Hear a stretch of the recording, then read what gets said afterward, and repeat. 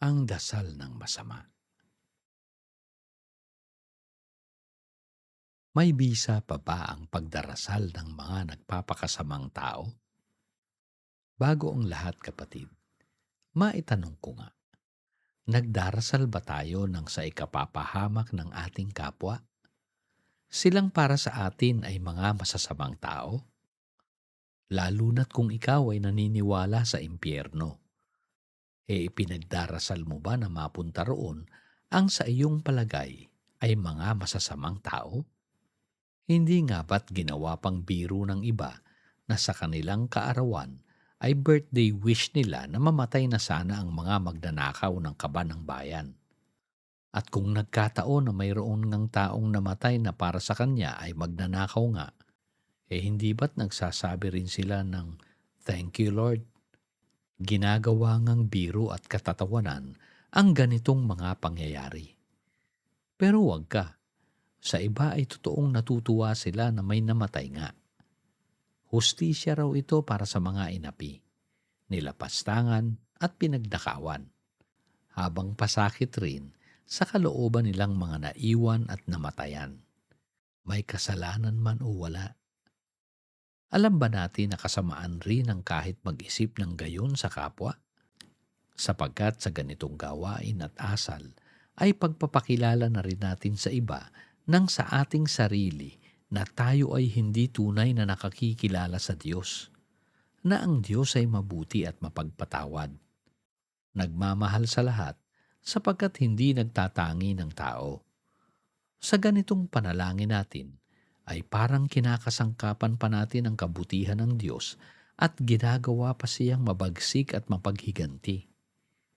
Mga kapatid, hindi na kailangan pa ng bangis ng mga batas ni Moses noon, sapagkat niluma na iyon at pinalitan ng bagong kasunduan sa Panginoong Hesus. Dahil malaking pagkukulang ng mga batas noon ay ang kawalang pag-ibig sa kapwa, na siya na ring hindi pagkakilala nila at pagkaalam sa tunay na mabuting Diyos.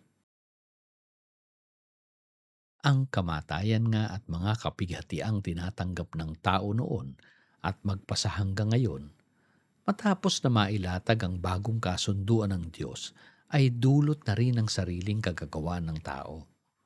Oo nga't sa marami rin ay nagiging biktima lang sila ng sa kasamaan ng iba. Ngunit dapat nating malaman na sa kanilang kahit mga naging biktima lang, sa kanila rin naman ay ang gantimpala ng buhay. Hindi man sa katawang iyon, buhay naman sa espiritu kapag kapiling na ang Diyos sa walang hanggang panahon. Hindi ba't ito ang ipinangaral ng kahit mga apostol ng Panginoon? Na ang tunay na kahalagahan ng buhay ay hindi lang sa katawan, kundi ay sa hinaharap na buhay sa espiritu ng mga nagsisikap na gumawa sa pag-ibig sa kapwa. Patunay ang panalangin ni Stephen na nang siya ay pinapatay sa pamamagitan ng pagbato, ay nagawa pa niyang ipanalangin ng para sa kapatawaran ang mga gumagawa sa kanya nito. Acts chapter 7, verse 59 to 60. While they were stoning him, Stephen prayed, "Lord Jesus, receive my spirit." Then he fell on his knees and cried out, "Lord, do not hold this sin against them." When he had said this, he fell asleep. Noon ay naipakita ni Stephen ang hindi lang kahalagahan ng buhay sa katawan nating tao, kundi ay ang ating haharaping buhay sa espiritu upang makapiling ang Panginoong Diyos. Kaya't binigkas niya ang ganito. Lord Jesus, receive my spirit. Ito ang tunay na dasal ng pag-ibig. Ito ang totoong hustisya ng Diyos. Hindi ang dasal ng kabagsikan pa nang sa paniniwalang sa impyerno ay may walang katapusang paghihirap at torture. Oo nga't sa mga sumadya at nagpapakasama, sa kanilang hindi nagsisikap na umibig sa kapwa, sa kanila ay kamatayan na, wala na, natapos na sila. Sa lahat ng ito, patunay na ang Diyos ay hindi nakikinig na, lalo't sa mga nagpapakasama, sa kanilang mga sumasadya pa at nagbabalak ng paggawa ng masama sa kapwa. Gayon rin ay hindi nakikinig sa panalangin at paghingi ng mga bagay na ikasasakit ng kahit naligaw at naging masamang kapatid.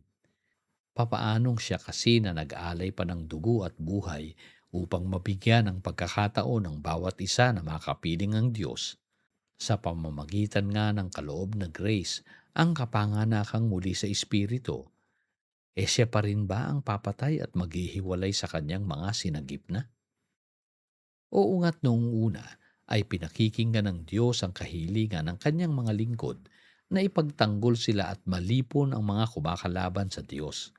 Gawa na rin ng kasamaan ng tao noon ay pinahihintulutan ng Diyos ang gayon. Subalit hindi iyon ang tunay na nature ng Diyos. Para lang siyang isang magulang na sinusundan ng linis ang bawat kalat na ginagawa ng kanyang mga anak.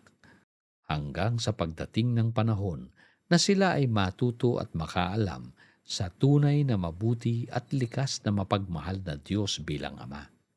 Kaya maging maingat tayo sa ating gawa ng panalangin, lalo na't sa kung panalangin ang pasasalamat para sa mga namatay at naghihirap nating mga kaaway, na para bang kinampihan pa tayo at pinagbigyan ng Diyos sa hiling nating kapighatian para sa kanila.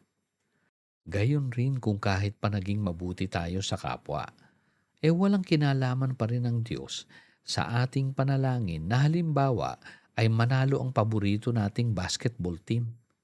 Katunayang sigurado na marami ring matutuwid na tao sa kabilang team ang nagdarasal na manalo rin sila.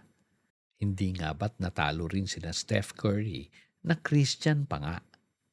Mga kapatid, ang Diyos ay hindi gaya ng sa ating pag-iisip at kagustuhan.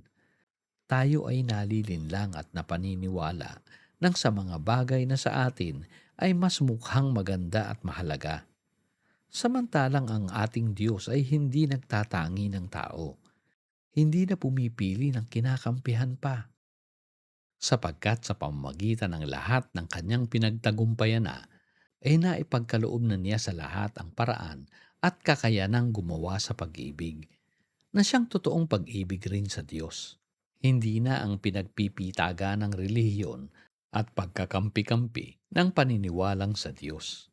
Hindi na ang magkakaibang paraan pa ng pagsamba sa Kanya ang kinalulugdan niya, kundi ay ang tunay na pagsamba na natin sa Espiritu at katotohanan na siyang mabuting gawa para sa kapwa. Hindi na ang mga material na alay, lalo na't pagsasakripisyo pa ng pisikal na pagpapahirap sa sarili, kundi ay ang ating paggawa sa kabutihan ang siya ng sakripisyong buhay na alay ang kalugod-lugod sa Kanya. Hindi na ang kahit anong mga ritual simbahan ang kailangan pa upang siya ay duminig sa ating panalangin.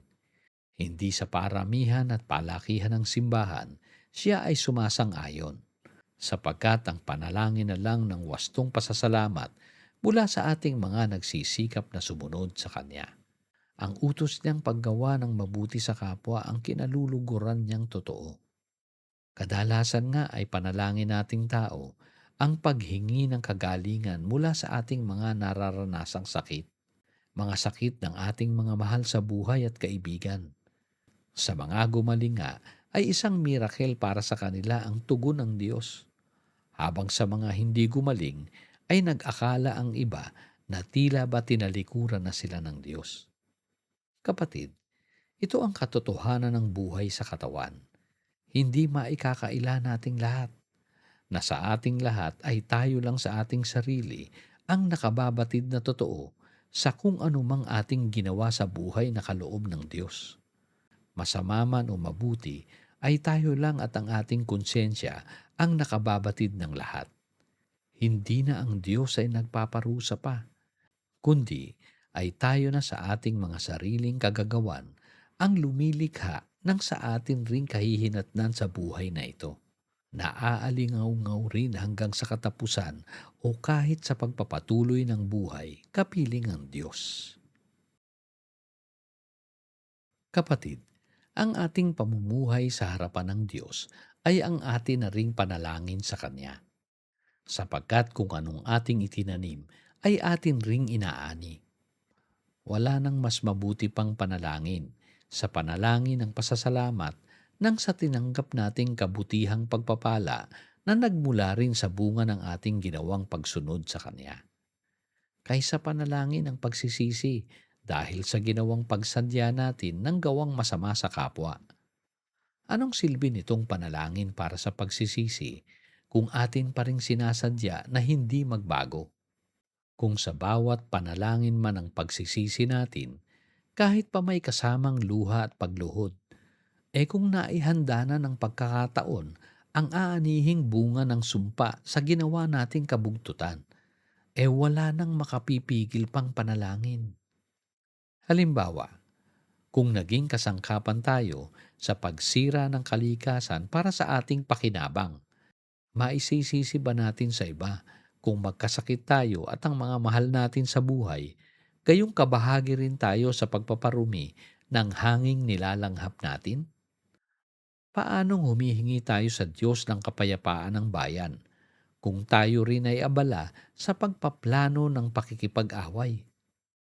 Paanong sinisisi natin ang masasamang pamumuno na nagdudulot ng paghihirap sa bayan kung gayong tayo rin ang naglalagay sa kanila at nagtataguyod pa? Matapos ng lahat ng mga ito, ay dudulog tayo at maninikluhod sa Diyos? Mga kapatid, tayo na ang sumasagot sa ating gawa ng panalangin. Tayong mga hindi nakakikilala sa kung sinong totoo ang Diyos. Tayong hindi tumatanggap sa kanyang mga ginanap ng lubos. Kilalanin natin siyang tunay sa pamamagitan ng paggawa ng mabuti sa bawat kapatid, kaaway man o kakampi. Sinabi ito sa kanila noon ni Apostle John. 1 John chapter 5 verse 14. This is the confidence which we have before him, that if we ask anything according to his will, he hears us. Sa Tagalog, may lakas loob tayong lumapit sa Kanya dahil alam nating ibibigay niya ang anumang hingin natin kung ito'y naaayon sa Kanyang kalooban. At kalooban nga ng Diyos noon pa man, ang sila ay makasunod upang matugunan ang kanilang mga panalangin. Kaya't papaanong sa mga tao ngayon ay nananalangin sila at humihingi, gayong nagpapakasama sila sa pagsuway sa Diyos.